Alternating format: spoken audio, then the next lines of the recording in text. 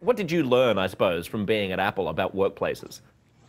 Well, I mean, I do think workplaces for when you're in a creative company like that, it does really help to have a workplace where you're not just trapped in a cubicle or an office. Just speaking of food, one of the best things, at Apple is at the other end of the campus, they have this place called Cafe Max. And when you're hungry, you can just walk in and you can get all this gourmet food from sushi to homemade or Italian pizza made by authentic Italian chefs. And it just kind of makes people feel who are working very long hours when they're up against deadlines to get the next OS done. It makes them feel like they're almost at home and even better than home. Is the food, did you say the food was free?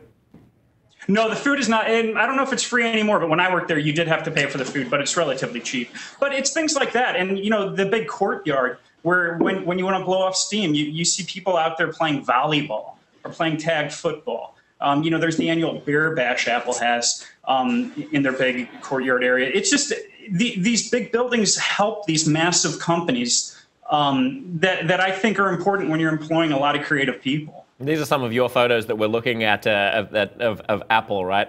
These large gleaming structures. Yeah, now those are back from 2002, 2003 when I first started working for them. Were you able to maintain a healthy sort of work-life balance while you were working at a place that was so luxurious? Yeah, I was based in Chicago, but we would fly out to meetings several times a year, and I'd be out there for a week or so. And when you're out there, well, you gain some weight because the food's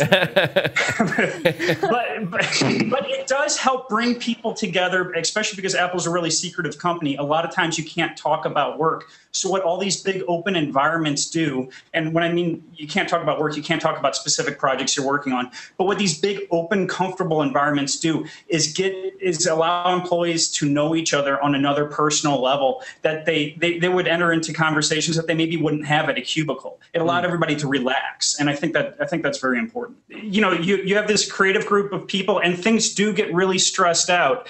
And if the environment can be calming, that's great. I was actually punched in the face after a work meeting at Apple one day by a fellow colleague. People really get they just get stressed, and the more they can blow off steam in these large complexes, I think that's a better thing.